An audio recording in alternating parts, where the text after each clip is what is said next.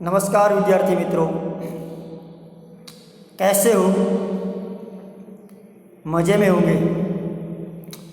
मित्रों, आज हम कक्षा 9 प्रकरण 3 प्रकरण का नाम है क्या निराश हुआ जाए, मतलब कि शू निराश થઈ જવું। क्या निराश हुआ जाए एक निबंध है जिसके लेखक हजारी प्रसाद द्विवेदी जी। हजारी प्रसाद द्विवेदी हिंदी साहित्य जगत के महान लेखक, उपन्यासकार, आलोचक और बहुत सारे विवेचक भी थे। हिंदी साहित्य जगत में हजारी प्रसाद द्विवेदी जी ने अपना बहुत सारा योगदान दिया है। समाज में जो परिस्थितियां घट रही है, उस परिस्थिति के बारे में उन्होंने जो चिंतन किया है वो इस निबंध में उन्होंने आलेखित किया है। हम बात करेंगे हजारी प्रसाद द्विवेदी जी, उनका संक्षिप्त परिचय प्राप्त करेंगे। मित्रों, हजारी प्रसाद द्विवेदी जी का जन्म सन 1907 में हुआ था और उनका निधन सन 1979 में हुआ था। आचार्य हजारी प्रसाद द्विवेदी जी जो उत्तर प्रदेश के बलिया जिले के एक छोटा सा गांव था, दुबे का छापरा, इस गांव में उनका जन्म हुआ था। पारिवारिक परंपरा थी कि परिवार के हर सदस्य को संस्कृत का ही अध्ययन करना चाहिए। इसके चलते हजारी प्रसाद जी ने संस्कृत साहित्य से अपना अभ्यास शुरू किया और हिंदू काशी विश्वविद्यालय, वहाँ जो ज्योतिषाचार्य की परीक्षा आती थी वो उन्होंने अच्छे मार्क से पास की। रविंद्रनाथ टैगोर जी का जो आश्रम था, इस आश्रम में प्रसाद जी ने सन 1940 से लेकर सन 1950 तक जो उनका हिंदी भवन का था वहाँ उन्होंने निर्देशक का कार्य किया। उसके बाद काशी हिंदू विश्वविद्यालय, वाराणसी और पंजाब विश्वविद्यालय, ये दोनों विद्यालय में उन्होंने हिंदी विभाग के प्रोफेसर के रूप में कार्य किया और उनका जो शीर्षक पद था अध्यक्ष पद पर भी वो कार्यभार संभाला। अब इतने सारे महान साहित्यकार होने के कारण स्वाभाविक है कि इतने सारे योगदान देने के कारण प्रसाद जी को कुछ सम्मान भी मिला होगा। भारत सरकार ने पद्म भूषण की श्रेष्ठ उपाधि से सम्मानित किया था। हिंदी साहित्य जगत में हजारी प्रसाद द्विवेदी जी ने बहुत सारा योगदान दिया। इसमें निबंध, उपन्यास, आलोचक के रूप में भी और विवेचक शोधकर्ता के रूप में भी उन्होंने कार्य किया। अशोक के फूल, विचार प्रवाह, कुटज, कल्पलता, ये सब उनके प्रख्यात निबंध थे। उपन्यास क्षेत्र में बात करें तो बाणभट्ट की आत्मकथा, पुनर्नवा, चारुचंद्र लेख, अनामदास का पौधा, ये सब उनके प्रख्यात उपन्यास थे। उन्होंने जो आलोचनाएं की है, आलोचक के रूप में जो कार्य किया है, जो इतिहास ग्रंथ लिखे हैं, उसकी बात करें तो कबीर, सूरदास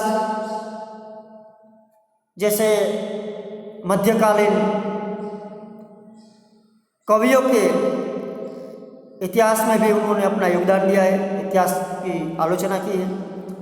हिंदी साहित्य का आदिकाल, साहित्य सहचर, हिंदी साहित्य उद्भव और विकास, इस क्षेत्र में भी उन्होंने आलोचना और इतिहास ग्रंथ लिखे हैं। तो यह था संक्षिप्त परिचय हमारे लेखक निबंधकार श्री हजारी प्रसाद द्विवेदी जी का।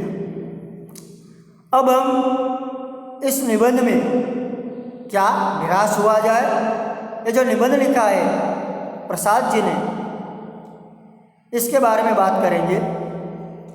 तो प्रस्तुत निबंध में हमें समझाया है लेखक द्वारा कि तत्कालीन भारतीय समाज में व्याप्त अनाचार केवल बाहरी स्तर पर। हम देखते हैं कि समाज में हर जगह अनीति, अन्याय, अनाचार हो रहे हैं, लेकिन लेखक हमें समझाते हैं कि यह सब जो हो रहा है वो बाहरी स्तर पर। वास्तव में आज भी लोगों के मन में आस्थाएं हैं, लोगों के मन में आस्थाएं भरी पड़ी हैं। हमारे जीवन में जो कुछ घटनाएं घटती है उसके बारे में लेखक कहते हैं कि जो हमें कटु अनुभव हो रहे हैं वो सब बाहरी स्तर पर, वास्तव में ऐसा कुछ नहीं है। लेखक के जीवन में भी कुछ ऐसी घटनाएं हुई जिससे लेखक को भी पता चला कि हमें निराश होने की कोई ज़रूरत नहीं है, बल्कि हमें अपने जीवन के प्रति हमेशा आस्थावान बने रहना चाहिए। तो लेखक का सार यही है कहने का कि जो भी नेगेटिव घटनाएं हैं उसे हमें इग्नोर कर देनी चाहिए, और जो घटनाएं वास्तविक घटनाएं, जो आस्थावान घटनाएं घट रही है, पॉजिटिव घटनाएं, उसको हमें देखना चाहिए। हम सोचते हैं ऐसा कुछ नहीं है, कि भारतवर्ष में आस्थावान लोग बहुत सारे हैं, तो हमें आस्थावान लोगों के प्रति अपना ध्यान केंद्रित करना चाहिए। जो अनीति, अत्याचार है उसके पर ध्यान नहीं केंद्रित करना चाहिए। अब लेखक अपना निबंध शुरू करते हैं। हम पढ़ेंगे, मेरा मन कभी कभी बैठ जाता है। लेखक कहे छे कि मारू मन क्यारेक क्यारेक बेसी जाए, मतलब कि उस उदास थी जाए। मन बैठ जाना एक मुहावरा है। मन बैठ जाना क्या है? मुहावरा है। मन बैठ जाना मतलब उदास हो जाना। लेखक कहते हैं कि मेरा मन कभी कभी उदास हो जाता है।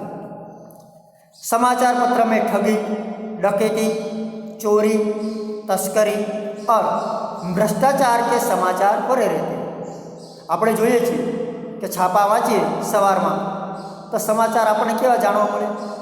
ક્યાંક છેતરપિંડી, ક્યાંક લૂંટફાટ, ક્યાંક ચોરી, ક્યાંક ભ્રષ્ટાચાર, તો આપણને આવા જ સમાચાર સાંભળવા મળે છે।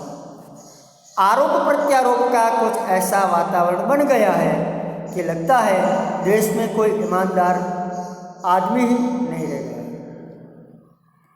એકબીજા ઉપર એવા આરોપો નાખે છે કે આપણને એમ લાગે કે જાણે કે આ દેશમાં હવે કોઈ પ્રમાણિક વ્યક્તિ બચ્યો નથી। हर व्यक्ति संदेह की दृष्टि से देखा जा रहा है। दरेक व्यक्ति ने આપણે શંકાની નજરે જોઈ રહ્યા છીએ। जो जितने ही ऊंचे पद पर है उनमें उतने ही अधिक दोष दिखाए जाते हैं। मानस જેટલો ऊंचा पद पर છે એટલા જ એના અવગુણ, એનો વાંક, એનો દોષ આપણને જોવા મળે છે। આપણે એનો દોષ કાઢતા હોઈએ છીએ। સમાજમાં માણસને બીજું કંઈ કામ જ નથી। માણસ કોઈ પોતાનો, સામેવાળાનો દોષ જ જોવે છે, એના ગુણો ક્યારેય કોઈ જોતો નથી। ગમે એટલું સારું કામ કર્યું હોય, પરંતુ થોડીક જો એનાથી ભૂલ થઈ જાય તો પછી આપણે એના જે સારા કર્મો છે એને ભૂલી જઈએ છીએ અને એના જે કે આ દોષો છે એને જ આપણે બહાર ફેલાવીએ છીએ। एक बहुत बड़े आदमी ने मुझसे एक बार कहा था कि इस समय सुखी वही है जो कुछ नहीं करता। લેખક કહે છે કે એક બહુ મોટા માણસે મને એવું કીધેલું કે અત્યારના સમયમાં સુખી એ જ છે જે કંઈ કરતો જ નથી, કેમ કે કંઈક કરે તો એનો કંઈક દોષ નીકળે. તો સુખી એ વ્યક્તિ છે કે જે કંઈ કરતો નથી. કટાક્ષ કર્યો છે લેખકે, જો કુછ भी करेगा उसमें लोग दोष खोजने लगे. જો માણસ કંઈક કરે તો માણસ સામેવાળો કંઈક ને કંઈક દોષ એનામાંથી કાઢે, કંઈક એનો વાંક કાઢે, કંઈક એના અવગુણ શોધે. તો લેખકને એક વ્યક્તિએ એવું કીધું કે ભાઈ સુખી એ જ છે કે જે કંઈ કરતો નથી. उसके सारे गुण भुला दिए जाए और दोषों को बढ़ा चढ़ाकर दिखाया जाने लगेगा. તો એમ કે એના સારા જે કંઈ ગુણો છે એના લોકો ભૂલી જશે, અને એના કંઈક ભૂલ હશે એની તો એ ભૂલને વધારીને બતાવવામાં આવશે. માણસને સમાજની અંદર લોકોને બીજો કંઈ ધંધો નથી, લોકોની ભૂલો શોધવામાં જ રસ છે. એણે સારા કર્મો કર્યા છે, સારા કાર્ય કર્યા છે, તો એ કાર્યોમાં એને રસ નથી. ગમે એટલા સારા કર્મો કર્યા હોય પણ જો કંઈક થોડી ભૂલ થઈ જાય તો એ ભૂલને શોધવામાં જ એને રસ છે. દોષ કિસમેં નહીં હોતો, કોનામાં દોષ ન હોય જ. આ સંસારમાં કોઈ સંપૂર્ણ છે જ નહીં. ગમે તે વ્યક્તિ ગમે એટલો સારો હોય, ગમે એટલો ગુણવાન હોય, તો કંઈક ને કંઈક તો એનામાં અવગુણ હશે જ, કંઈક તો દોષ એનામાં હોય, કંઈક ખામી હોય, સંપૂર્ણ કોઈ છે नहीं. तो दोष किसमें नहीं होते? यही कारण है कि हर आदमी दोषी अधिक दिख रहा है, गुणी कम या बिल्कुल ही नहीं. लेखक કહે છે કે દોષ કોનામાં નથી? દરેક વ્યક્તિમાં દોષ હોય, દરેક વ્યક્તિમાં દોષ હોય. વાંક કંઈક એનો નીકળે જ, કંઈક એની ભૂલ હોય જ, ખામી હોય જ. પણ આપણને એના જે દોષ છે જે દેખાય છે, એ ગુણવાન છે એ આપણને ઓછો દેખાય છે, અથવા તો બિલકુલ નથી એવું દેખાય છે. સ્થિતિ અગર એસી હૈ તો નિશ્ચય ही चिंता का विषय. હવે જો આવી નવી સ્થિતિ રહેશે તો ખરેખર આ એક ચિંતાનો વિષય છે. તો લોકો સારા કાર્યો કરતાં અટકી જશે, લોકોની નિંદા કરશે, લોકો પોતાનો કંઈક વાંક કાઢશે, પોતાની કંઈક ભૂલ કાઢશે એવું વિચારી અને લોકો સારા કર્મો નહીં કરે, સારા કાર્યો નહીં કરે. ખરેખર આ એક ચિંતાનો વિષય છે. क्या यही भारतवर्ष है जिसका सपना तिलक और गांधी ने देखा था? अपना महान पुरुषों થઈ ગયા લોકમાન્ય તિલક અને મહાત્મા ગાંધી. તો આ બે મહાપુરુષોએ એક સરસ ભારત વર્ષ, સુંદર ભારત વર્ષની એમણે કલ્પના કરી હતી. એમણે એક સરસ મજાનું ભારત જોવાનું એક સ્વપ્ન જોયું હતું. તો શું ખરેખર આ એ ભારત દેશ છે કે જેણે ગાંધી અને તિલકે सपनों જોયું હતું? रविंद्रनाथ टैगोर और मदन मोहन मालवीय के महान संस्कृत सभ्य भारतवर्ष किसी अतीत के गहवर में डूब गया है. गहवर एक कुओं, एक खाडो, अतीत એટલે કે ભૂતકાળ. तो इनके हजारी प्रसाद द्विवेदी जी कहते हैं कि रविंद्रनाथ टैगोर और मदन मोहन मालवीय जो महान संस्कृत साहित्य संस्कृति का एक महान विचारक थे. तो आवा रविंद्रनाथ टागोर और मदन मोहन मालवीय जेवा जे संस्कृत सभ्य भारतवर्षनी जेमणे कल्पना करी हती, तो ये बधी कल्पनाओं क्या गई? तो शू भूतकाळना कूवामां डूबी गई? एमणे भूतकाळमां एक कल्पना करी थी, संस्कृत सभ्य भारतवर्षनी कल्पना करी थी. तो एमनी ये कल्पना शू हवे कुआमां डूबी गई? आर्य और द्रविड़, हिंदू और मुसलमान, यूरोपीय और भारतीय आदर्शों की मिलन भूमि महामानव समुद्र क्या सूखी गया? आ भारतवर्षनी अंदर आर्यो आव्या, द्रविड़ो आव्या, मुसलमानो आव्या, यूरोपियनो आव्या, दरेक प्रकारनी संस्कृतिना लोको आ देशमां आव्या अने ए बधा हळीमळी गया. तो आ बधा बधी ज प्रकारनी विदेशी जातिओ अहींया आवीने वसी बधाने आपणे अहींया समावी लीधा. एक प्रकारनी मिलन भूमि थई गई અને આ મહામાનવ સમુદ્રની ઉપમા આપી છે લેખકે ભારત વર્ષને. કોની ઉપમા આપી છે? મહામાનવ સમુદ્ર. એવો સમુદ્ર, ભારત વર્ષ એક એવો સમુદ્ર છે કે જે મહામાનવ છે, કે જ્યાં વિશ્વની દરેક પ્રકારની પ્રજાતિને અહીંયા આપણે આશરો આપેલો છે અને ભાઈચારાની ભાવનાથી વસુધૈવ કુટુંબકમની ભાવનાથી બધાને આપણે અહીંયા રાખ્યા છે. બધા હળીમળીને રહે છે. મહામાનવ સમુદ્ર છે એ આ ભારત વર્ષ છે. તો એ મહામાનવ સમુદ્ર શું સુકાઈ ગયો છે? મેરા મન કહેતા હૈ ऐसा हो नहीं सकता. લેખક કહે છે કે મારું મન કહે છે કે આવું ન થાય. આ એક ભારત વર્ષ મહાત્મા ગાંધી, રવિન્દ્રનાથ ટાગોર, લોકમાન્ય તિલક, મદન મોહન માલવીયા, જો આર્ય સંસ્કૃતિની જેણે કલ્પના કરી છે, સભ્ય સંસ્કૃતિની કલ્પના કરીએ છીએ, આ સંસારમાં આવા મહાપુરુષો થઈ ગયા છે. આ એમનો દેશ છે. દેશ વિદેશથી આવેલા તમામ પ્રકારના લોકો અહીંયા વસ્યા છે. તમામ પ્રકારના લોકો ભાઈચારાથી રહે છે. તો મારું મન ના પાડે છે કે ના, આવું ન થઈ શકે. हमारे महान मनुष्यों के सपनों का भारत है और रहेगा.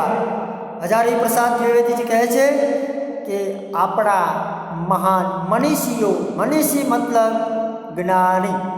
મિત્રો નોટ કરજો, જે કંઈ અમુક શબ્દો હિન્દી સાહિત્યના અમુક શબ્દો જે છે એનો શબ્દાર્થનો ભાવાર્થ પણ કરતો જાઉં છું. આ પાઠ છે, નિબંધ છે, એ નિબંધને હું ગુજરાતીમાં પણ સમજાવતો જાઉં છું, જેથી કરીને આપણને બરાબર મગજમાં ઉતરે. મનીષી એટલે કે જ્ઞાની. તો આપણો આ દેશ છે એ મહાન જ્ઞાનીઓના સપનોનો દેશ છે અને હંમેશા રહેશે. यह सही है कि इन दिनों कुछ ऐसा माहौल बना है कि ईमानदारी से मेहनत करके आजीविका चलाने वाला निरीह और भोले भाले श्रमजीवी पिस रहे. આ સાચું છે. લેખક કહે છે કે એ સાચું છે, સત્ય છે કે અત્યારના દિવસોમાં એક એવો માહોલ બન્યો છે, એવું વાતાવરણ બન્યું છે કે પ્રામાણિકતાથી મહેનત કરીને જે પોતાની આજીવિકા ચલાવવાવાળા લોકો છે, નિરીહ લોકો. નિરીહ મતલબ નિર્દોષ. નોટ કરજો મિત્રો, નિરીહ મતલબ નિર્દોષ. તો નિર્દોષ અને ભોળા જે કંઈ મજૂર લોકો છે, શ્રમજીવી લોકો છે, એ અત્યારે પીસ રહે, મતલબ એમનું શોષણ થઈ રહ્યું છે. આ સાચું છે.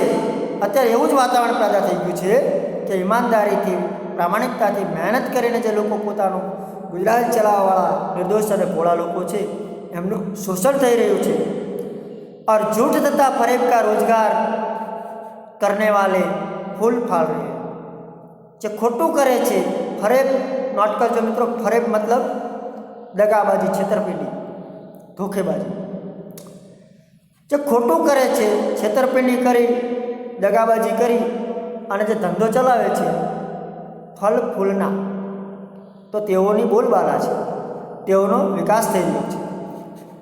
ईमानदार की मूर्खता का पर्याय समझा जाने लगा है. ईमानदार व्यक्ति છે એને કેવો ગણવામાં આવે છે? મૂર્ખ ગણવામાં આવે છે. ईमानदार प्रामाणिक लोगों गणतरी मूर्ख साथ કરવામાં આવે છે. ईमानदारी मतलब मूर्खता समझવામાં આવે છે.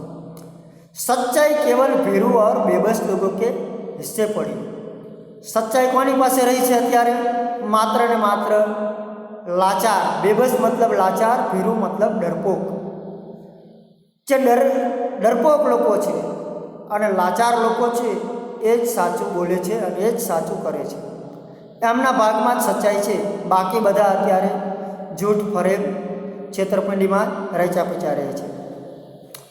ऐसी स्थिति में जीवन के महान मूल्यों के बारे में लोगों की आस्थाएं हिलने लगी.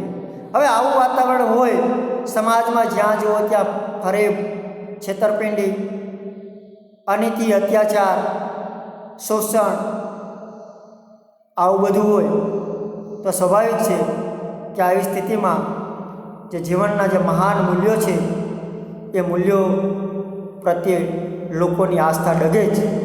લોકોને હવે શ્રદ્ધા રહેતી નથી. અને ક્યાંથી રહે? સમાજમાં જો આવું જ બધું રહેશે તો જે સાચા માણસો છે એમના તરફ કોઈ આસ્થા નહીં રહે. એમની આસ્થા ડગીમગી જશે. परंतु ऊपर ऊपर जो कुछ दिखाई दे रहा है वह बहुत ही हाल के मनुष्य निर्मित नीतियों की त्रुटियों की देन है। પણ જે આ બધું જે થઈ રહ્યું છે એ ઉપર ઉપર થઈ રહ્યું છે, હકીકતમાં અંદર ખાને આટલું બધું નથી. જે કંઈ આ થઈ રહ્યું છે ઉપર ઉપર છે. અને એ શાના કારણે થઈ રહ્યું છે કે હાલમાં જે મનુષ્ય દ્વારા જે કંઈ નીતિઓ, જે નિયમો, જે સિસ્ટમ અત્યારે મનુષ્ય દ્વારા બનાવવામાં આવી છે એની ખામીઓના કારણે આ બધું ઉપર ઉપર આપણને જોવા મળે છે. અનીતિ, અત્યાચાર, छेतरपिंडी वगैरह. सदा मनुष्य बुद्धि नई परिस्थितियों का सामना करने के लिए नए सामाजिक विधि निषेधों को बनाती है. मानस છે એ પોતાની બુદ્ધિ દ્વારા હંમેશા નવી પરિસ્થિતિઓનો સામનો કરવા માટે નવા સમાજમાં નવા નવા રિવાજો અને નિયમો બનાવે છે. દરરોજ કંઈક નવી ને નવી પરિસ્થિતિ સર્જાય છે અને એ પરિસ્થિતિનો સામનો કરવા માટે मानस કંઈક ને કંઈક नवा नियमों के रिवाज बनावे છે. उनके ठीक साबित न होने पर उन्हें बदलती. અને જો એ બરાબર સાબિત ન થાય કે ના આ રિવાજ બરાબર નથી, બંધ કરો, તો તરત બદલે. માણસની બુદ્ધિ જેવી છે, કંઈક નવો પડકાર આવે, કંઈક નવી પરિસ્થિતિ, મુશ્કેલી ઊભી થાય તો એને નિવારવા માટે એ કંઈક ને કંઈક નવા નિયમો કે રિવાજો બનાવે અને એ બરાબર ન હોય તો વળી પાછળ બદલી પણ નાખે છે. नियम कानून सबके लिए बनाए जाते हैं. लेखक कहे છે કે આ નિયમ કાયદા એ બધા માટે બનાવવામાં આવે છે, पर सबके लिए कभी एक ही नियम सुखकर नहीं होते. આપણે જે કંઈ નિયમો, રિવાજો, કાયદા, કાનૂન, વિધાનો બનાવીએ એ આપણે બધા માટે બનાવતા હોઈએ છીએ, પણ જે કંઈ નિયમ, કાયદો, રિવાજ બનાવ્યો એ બધા માટે સુખકર મતલબ સુખદાયી ન પણ હોય. આજે કોઈ અમુક વ્યક્તિને બરાબર લાગતો હોય એના માટે સુખદાયી હોય, પણ એ જ નિયમ કે કાયદો બીજાને સુખી ન એ સુખકર ન લાગતો હોય, એ સુખદાયી ન નીવડે. તો આવું બને છે કે કાયદા નિયમો બને એ બધા માટે સુખદાયી હોય એવું નક્કી નથી. सामाजिक कायदे कानून कभी कभी युग से परीक्षित आदर्शों से टकराते. युग से परीक्षित आदर्श समाजમાં જે કંઈ રીત રિવાજો આપણે બનાવ્યા હોય છે, કાયદા કાનૂન બનાવ્યા હોય છે, એ ક્યારેક યુગ છે મતલબ અમુક ટાઈમે સમય બદલાઈ જાય છે તો એ સમયના રહેણી કહેણી એ પેઢી સામે ટકરાય છે, આદર્શો ટકરાય. આપણે જોઈએ કે નવી પેઢીના અને જૂની પેઢીના એ બંને લોકો જ્યારે ભેગા થાય છે તો બંનેના મંતવ્યો અલગ અલગ હોય છે. સાચા બંને હોય છે પણ બંનેના આદર્શો અલગ અલગ હોય છે. તો એ બંનેના આદર્શો સામે ટકરાય છે અને એના પરિણામે પરિવારમાં, સમાજમાં ઘર્ષણ ઊભા થાય છે. એક જ ઘરની અંદર અલગ અલગ વ્યક્તિઓના અલગ અલગ આદર્શો હોય છે. જેમ કે કોઈ કુટુંબ છે, પરિવાર છે, તો ત્યાં કોઈ દાદા દાદી રહેતા હોય, એમના સમયના જે કે નીતિ નિયમો પ્રમાણે તેઓ જીવતા હોય અને એના પૌત્ર હોય કે એની પુત્રવધુ હોય એ અત્યારની જનરેશન હોય છે, અત્યારના રીત રિવાજ મુજબ જીવવા માગતા હોય છે. બંને પોતપોતાની રીતે સાચા હોય છે, પણ આ બંને યુગના જ્યારે લોકો સામસામે થાય છે, ટકરાય છે, ત્યારે એમના આદર્શો ટકરાય છે. મતલબ એ બંને પેઢી વચ્ચે એક પ્રકારનું ઘર્ષણ ઊભું થાય છે. इसमें ऊपरी सतह आलोड़ित भी होती है. सतह એટલે કે એક પ્રકારનું સ્તર. તો એમાંથી ઉપરનું એક સ્તર છે એ આલોડિત થાય છે એટલે કે પ્રતાડિત થાય છે, એની અવગણના થાય છે. પહેલે બી હુઆ હે, આગે બી હુઆ. અને આવું પહેલાં જ પણ થતું આવ્યું છે અને હજુ આવનારા સમયમાં પણ થશે. જ્યારે અલગ અલગ માણસો, અલગ અલગ પેઢીના લોકો એક ભેગા થશે તો પોતપોતાના આદર્શો, પોતપોતાના જીવન મૂલ્યો પ્રમાણે તેઓ જીવશે અને બીજા લોકોને નહીં ગમે. ઉસે દેખકર હતાશ હો જાના ઠીક નહીં. તો આ જોઈને આપણે હતાશ થઈ જવું એ બરાબર નથી. જ્યારે આવું બને, સમાજમાં પોતપોતાના આદર્શો પ્રમાણે લોકો જીવે છે તો એક માટે સુખદાયી હોય છે, બીજા માટે એ સુખદાયી નથી હોતું. જેમ કે આપણે વાત કરી એમ આપણા જે દાદા દાદી હોય, જે 60-70 વર્ષના વડીલો હોય, એમના સમયના જે નીતિ નિયમો એ એમને યોગ્ય લાગતા હોય છે તો એ પ્રમાણે એમના માટે સુખદાયી છે, પણ એના પૌત્ર કે એના પૌત્રની પત્ની માટે એ सुखदायी नहीं होता. भारतवर्ष में कभी भी भौतिक वस्तुओं के संग्रह को बहुत अधिक महत्व नहीं दिया. આપણા દેશની એક પરંપરા છે કે જે ભૌતિક સુખ માટેની જે કંઈ વસ્તુઓ છે એને આપણે ક્યારેય વધારે મહત્ત્વ આપ્યું નથી। उसकी दृष्टि में मनुष्य के भीतर जो महान आंतरिक तत्व स्थिर भाव से बैठा हुआ है वही चरम और परम। तो भारत देशની એક સંસ્કૃતિ છે, તો આપણી ભારત દેશની સંસ્કૃતિ પ્રમાણે જે સુખ સુવિધા એસો આરામ જે ભૌતિક સુખ છે એને આપણે ભારત દેશમાં ક્યારેય મહત્ત્વ આપવામાં આવ્યું નથી। એની નજરમાં મનુષ્યની અંદર જે મહાન તત્વ જે ભાવ પડેલો છે એ જ સાચો અને પહેલો અને છેલ્લો છે। लोभ मोह काम क्रोध आदि विकार मनुष्य में स्वाभाविक रूप से विद्यमान रहते। दरेक मनुष्यની અંદર लोभ मोह काम क्रोध આજે વિકારી ભાવ છે, આવા જે દોષો છે એ દરેક માણસના અંદર એક હોય જ છે। पर उन्हें प्रधान शक्ति मान लेना और अपने मन तथा बुद्धि को ही उन्हीं के इशारे पर छोड़ देना बहुत ही નિકૃષ્ટ બાજુ। દરેકના જીવનની અંદર મનુષ્યની અંદર આવા અવગુણો હોય જ છે, આવા વિકારો હોય જ છે। તો આપણે એને જ મુખ્ય માની લેવું અને આપણે બુદ્ધિને આપણા એ લોભ મોહ કામ જેવા વિકારો પ્રમાણે જ આપણે આપણી બુદ્ધિને છોડી દેવી અને એના પ્રમાણે જ આચરણ કરવું એ યોગ્ય નથી। વિકારો હોય, દરેક મનુષ્યનાની અંદર કંઈક ને કંઈક ખામી હોય છે, અવગુણો હોય છે, પણ આપણી બુદ્ધિને અવગુણોથી પ્રેરાય અને અવગુણો જે આપણે જે દિશામાં દોરી જાય એ પ્રમાણે જ આપણે નિકૃષ્ટ આચરણ કરવું એ યોગ્ય નથી। નિકૃષ્ટ એટલે ખોટું આચરણ, નકામું આચરણ। ભારત વર્ષને કભી ભી ઉन्हें ઉચિત નહીં માના અને આ ભારત દેશમાં ક્યારેય આવું આચરણ એને ક્યારેય યોગ્ય માનવામાં આવ્યું નથી। उन्हें सदा संयम के बंधन से बांधकर रखने का प्रयत्न किया है। तो आ भारतवर्ष में आवा जे के अपना दोषो है, लोभ मोह काम क्रोध ईर्षा आवा बधा छे एने आपणे संयमना बंधनथी बांधीने राखवुं जोईए अने आपणे एवा हमेशा प्रयत्न कर्या छे। परंतु भूख की उपेक्षा नहीं थी जशे।